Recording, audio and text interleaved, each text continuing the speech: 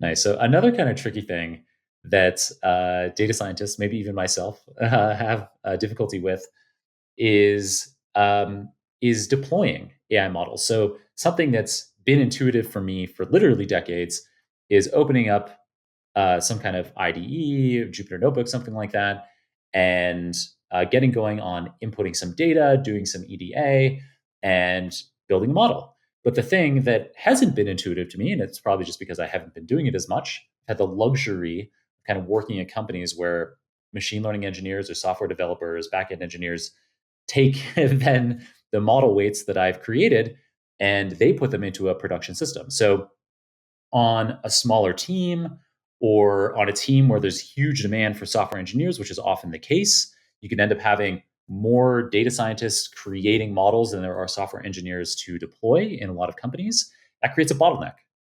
So, how does Zerve's built in API builder and GPU manager remove those kinds of barriers?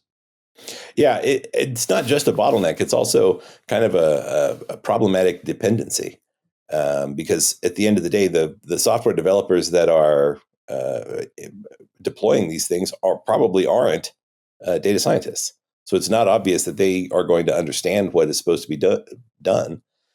And there's a lot of subtlety to this sort of thing. So you can get mistakes introduced in really easily here as well. So like if you think about the deployment process, there's a lot of hurdles to overcome. If you've ever been slacked or emailed a Jupyter notebook and tried to run it, you know what some of them are, right? Like you have the wrong version of this package installed. Oh, you got to pip install a whole bunch of other stuff to make that work. And so you might spend an hour trying to get your trying to even get the code to run, assuming that you have the data and that all the folders and file paths are the same and all that sort of stuff. Um, so, at the end of the day, what data scientists spend most of their time doing today is building prototypes. And then those prototypes get handed off to another team to kind of like recode in another environment with, Dockerized and deployed and managing servers and stuff like that. But it's not obvious to me that data scientists know how to do that. And it's really not obvious that they have the privileges to do those kinds of things in terms of just like the infrastructure and all that kind of stuff. So Zerve kind of like handles all of those problems. So every canvas inside of Zerve has a Docker container that's supporting it. So anybody that logs into that canvas doesn't have to worry about dependencies because it's all saved in that project. And so those environments are reusable and shareable and so on. So if I wanted to start a new project using the same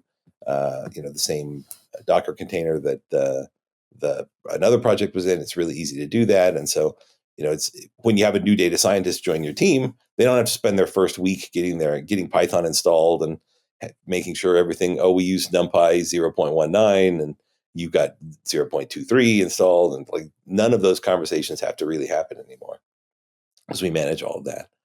And then let's say that I did train like a random forest. I mean, you mentioned using your weights. Like if I train a linear model or a logistic regression or something, then maybe it's just a vector of weights that need to be handed off. But if it's a more complicated model like a random forest or an XGBoost or a neural network or something like that, it's not as simple as just like, here's some weights to put into a formula. It's a more complex thing. And so then you've got to figure out, okay, I'm going to serialize this model, pickle it and then dump all the dependencies out and Dockerize it and then hand that thing off. And like that's also beyond the skill set of a lot of data scientists too. So Zerve handles all of that. So every block inside of Zerve, when you execute it, it creates serialized versions of all of the variables that you've worked through. So if I train a random forest in a model or in a block, then it's there and it's accessible. So I could access it from external to Zerve using like an API. I can reference it in other layers. So when it comes time to say make an API, maybe I want to make a post route where I send in a payload of predictor columns, and then I want a prediction back from that random forest. Well, then I just say, hey, remember that random forest? And I just point at it instead of having to figure out, like how to package that thing up so that it could be deployed as an API. So we handle all of that stuff. And then when you deploy in Zerve, you also don't have to worry about the infrastructure stuff because all of our APIs utilize Lambdas, like serverless technology again. So you don't have like long running services that are out there. It just it's just there. So a lot of the infrastructure stuff and the DevOps stuff and the kind of picky engineering stuff that can trip you up is stuff that we've just sort of handled so that it's easy for the user.